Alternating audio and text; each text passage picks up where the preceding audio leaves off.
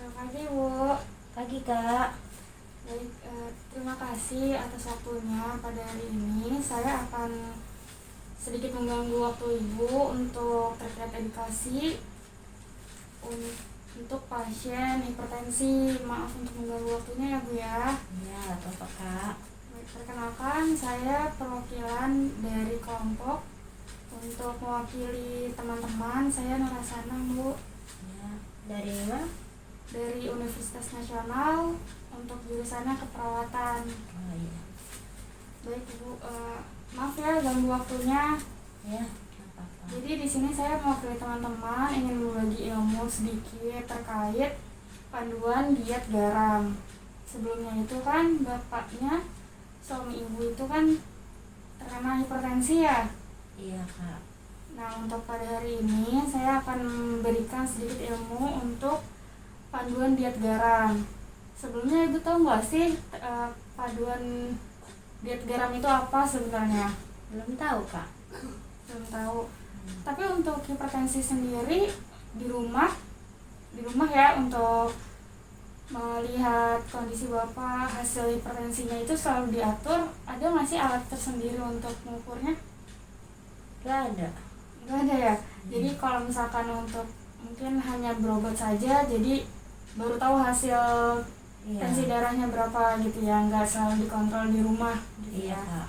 Baik Ibu, untuk panduan diet sendiri, khususnya untuk panduan diet garam ini untuk penderita hipertensi, saya akan menjelaskan untuk lembar baliknya ya.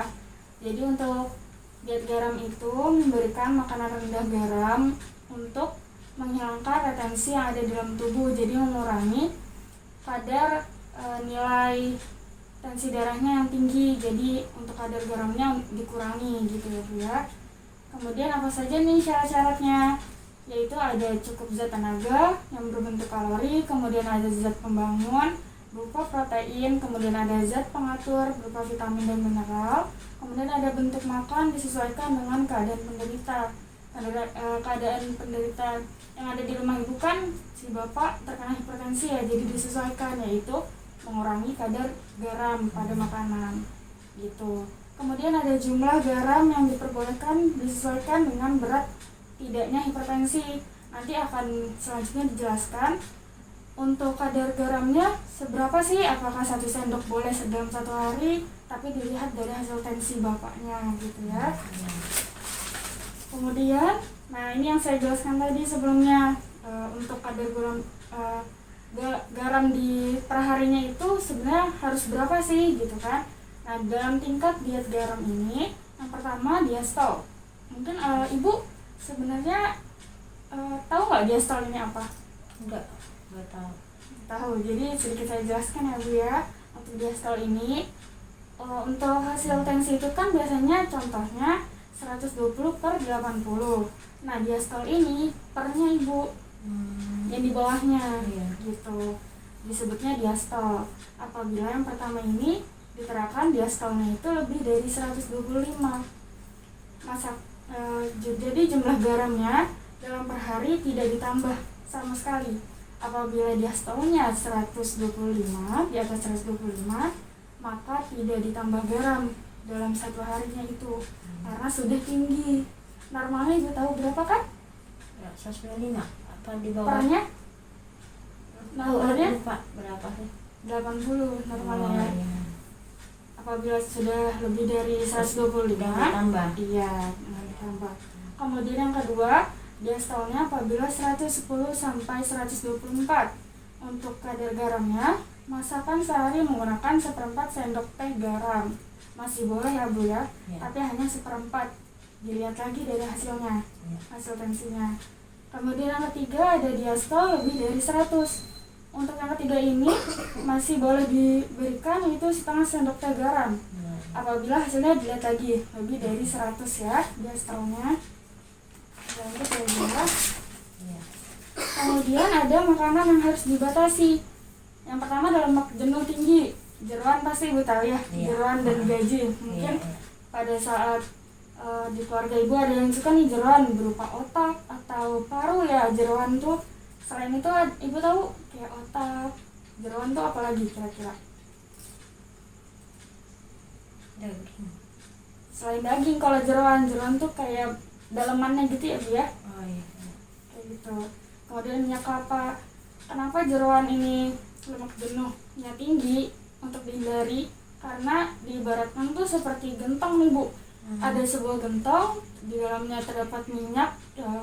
Minyaknya itu berbentuk seperti lama-lama mengeras gitu. Nah gentongnya ini diibaratkan seperti pembuluh darah kita. Apabila pembuluh darah kita kebanyakan terdapat jeroan atau gaji ini dan minyak lemak jenuh, itu maka akan menyumbat pembuluh darah kita dan mengakibatkan darahnya tidak lancar lagi gitu. Kemudian ada garam natrium. Garam natrium ini, ibu tahu selain garam natriumnya ini apa? Enggak. Maksudnya apa? Nah jadi di sini ada biskuit, crackers, kemudian ada keripik dan roti. Nah biasanya ini untuk natrium ini sama sebutannya garam juga, tapi biasanya ini ada di label makanan biasanya. Di kemasan tuh komposisinya ada natrium. Nah kenapa tidak dianjurkan? Karena natrium ini lebih tinggi daripada garam, 2 kali lipat lebih tinggi. Makanya tidak dianjurkan. Nggak boleh dimakan itu, ngurangin. Iya, karena kadar garamnya lebih tinggi natrium ini sebenarnya dibandingkan garam biasa. Kemudian ini tuh yang boleh dimakan makanan. Ya makanan selain jeroan, kemudian yang mengandung natrium, kemudian di sini ada makanan kaleng. Nah ini harus dibatasi makanannya. Seperti makanan kaleng ya, sarden, kornet, kemudian ada buah kaleng, kemudian ada minuman kaleng, tentunya alkohol ya kan. Nah di sini pasti ibu tahu nih, dilihat lagi kenapa makanan kaleng, karena ini kan Diawetkan. Iya diawetkan, pasti yang makanan yang bentuk kalengan pasti akan menggunakan garam kan sebagai pengawetnya. Nah ini jadi tidak dianjurkan juga. Kemudian yang diawetkan selain makanan kaleng, dendeng, ada abon, kemudian ada ikan asin dan asinan. Tentunya di sini menggunakan garam yang berlebih untuk mengawetkan makanan gitu ya. Lanjut, di sini ada tinggi kolesterol, daging merah, kuning telur, ada kulit ayam juga. Ini bukan berarti tidak boleh makan, tapi harus dibatasi untuk mengurangi ya. Iya, betul. Kenapa daging merah? Nah biasanya untuk daging merah ini meningkat nih. Biasanya saya ibaratkan pada saat hari-hari besar nih muslim, kayak lebaran atau Idul Adha. Nah daging merah ini biasanya ada tidak langsung berespon pada tubuh, langsung kayak merasa aduh kenapa ya pusing atau gimana, tapi ini karena pengolahannya biasanya, karena garamnya atau bisa saja ditambahkan atau ditambahkan santan biasanya. Nah itu karena pengolahannya biasanya gitu. Jadi apalagi daging kambing, nah biasanya orang yang mengalami hipertensi itu akan mengalami tengkuknya berasa kayak tegang gitu, sakit ya. Iya, kaku. Iya, kaku kayak gitu. Makanya harus dikurangi. Kemudian ada alkohol, buah-buahannya seperti durian, kemudian tape udah jelas ya karena diawetkan juga. Selanjutnya ada protein tinggi garam seperti keju, mayones, mentega dan margarin. Ini udah jelas ya. Maksudnya mungkin ibu bisa nanya nih, aduh kalau misalkan nggak boleh digoreng pakai minyak, tadi kan nggak boleh pakai minyak ya kan, harusnya pakai mentega atau margarin. Sebenarnya boleh, tapi harus dilihat lagi untuk kandungannya gitu. Sedikit aja gitu dibatasi, nggak boleh terlalu banyak. Iya. Kemudian ada bumbunya seperti terasi, saus, garam ya tentunya. Kemudian ada kecap juga, pasti semua bumbu-bumbu yang ada di sini pasti ada mengandung garamnya. Dan juga ada campuran garamnya juga kan. Gitu. Kemudian selanjutnya cara memasak nih, biasanya ibu kan selaku istri di rumah dan ibu rumah tangga yang mengatur makanan kan, biasanya ibu yang masak kan ya. Nah di sini ada dalam menumis atau memasak sebaiknya menggunakan mentega atau margarin yang tidak mengandung natrium dan garam. Yang tadi saya jelaskan bukan berarti ibu tidak boleh memakai margarin atau mentega, tapi harus dilihat lagi nih kandungannya, karena yang natrium itu tadi kan mengandung, Harus dibatasi ya, Iya. jangan terlalu banyak. gitu, mengandung garam ya natrium. Kemudian untuk memperbaiki rasa masakan yang tawar dapat digunakan bumbu-bumbu seperti bawang merah, kemudian ada bawang putih, gula, cuka, kunyit, daun salam, dan asam. Ini langsung sama bumbu-bumbu dapur, Iya. ya kan? Tidak ada campuran lagi tuh kayak bumbu-bumbu yang udah Penyedap rasa iya atau penyedap apa. rasa. Kemudian yang lainnya kan sekarang udah banyak kan Bu ya, Iya. makanya harus langsung gak usah pakai racikan yang udah jadi gitu kan, biar lebih sehat Alami juga. aja ya. Iya.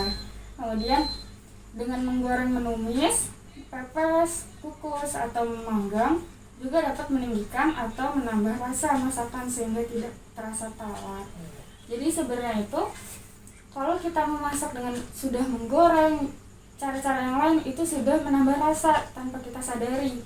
Mungkin nanti Lebih bagus dikukus aja ya. boleh untuk makanannya sesuaikan dengan dengan Yang makanannya dimasak. juga, iya, dengan yang dimasak juga gitu Ibu. Mungkin nanti Ibu bisa terapkan untuk suami Ibu agar Mengurangi tensinya, garam. iya, karena untuk mengakibatkan hipertensi itu komplikasinya banyak. Sudah tahu Ibu mungkin? Belum. Jadi gejalanya itu untuk komplikasi ya dari hipertensi itu seperti stroke, itu bisa tanpa kita sadari. Terus hasil tensinya Stroke apalagi ringan gitu, belum iya, stroke ringan. apalagi di rumah kan bapaknya hipertensi tapi tidak ada alat untuk mengontrol si bapak kan hasil tensinya setiap harinya gitu. Mungkin Ibu bisa memakai dengan cara diet garam untuk mengontrol kesehatan bapak gitu. Karena salah satu hipertensi ini sendiri bisa menurun degeneratif gitu Bu. Jadi kita harus mencegahnya nih dari sekarang gitu ya Bu ya. Ada yang mau ditanyakan Bu sampai Ada, sini? mau tanya itu katanya ada Boleh. teman saya pakai garam warna pink, itu maksudnya garam apa ya? Oh, kalau untuk garam, kalau yang di sini kan warna putih ya, garam yang Iya, kita udah biasa lihat. Iya. Nah, untuk sekarang tuh banyak memang untuk garam namanya itu garam Himalayan. Itu boleh juga. Sama seperti garam ini, tapi kandungannya lebih di bawah garam biasa. Lebih rendah. Iya. Jadi Bagus itu boleh. dipakai buat Iya, dikonsumsi untuk masak. bagus. Tapi tetap ya kandungannya jangan Dikurangin. berlebih juga. Oh, Sama iya. aja kalau berlebih kan. Iya betul. Gitu. Ada lagi Bu? Mau nanya itu kalau kayak alat itu kan di dokter ada, kalau kan di rumah kalau punya sendiri bisa apa nggak? Bisa untuk di rumah sendiri. Atau misalkan sekarang kan puskesmas sudah tingkatnya deket ya, Iya. sudah tingkat kelurahan ada, terus kecamatan. Mungkin Ibu puskesmas terdekat untuk mengontrol hasil tensi darah Bapak tiap 2 minggu sekali atau 1 bulan sekali mungkin, atau tadi Ibu ada keinginan mungkin punya sendiri, itu bisa karena alat tensi sekarang itu ada yang sudah elektrik. Jadi nanti Ibu ada baca panduannya atau minta diajarkan sama tenaga kesehatan nih bagaimana cara Iya. menggunakannya. kayak gitu. Karena mungkin Bapak kan juga yang hipertensi itu minum obat secara teratur ya kan? Iya. Iya gitu. Jadi untuk Jadi lebih makanannya terkontrol. Kalau punya Iya. sendiri kan mungkin nggak ada waktu buat ke puskesmas, jadi kan Iya. bisa di rumah. atau pusing sedikit nih mau tensi boleh gitu.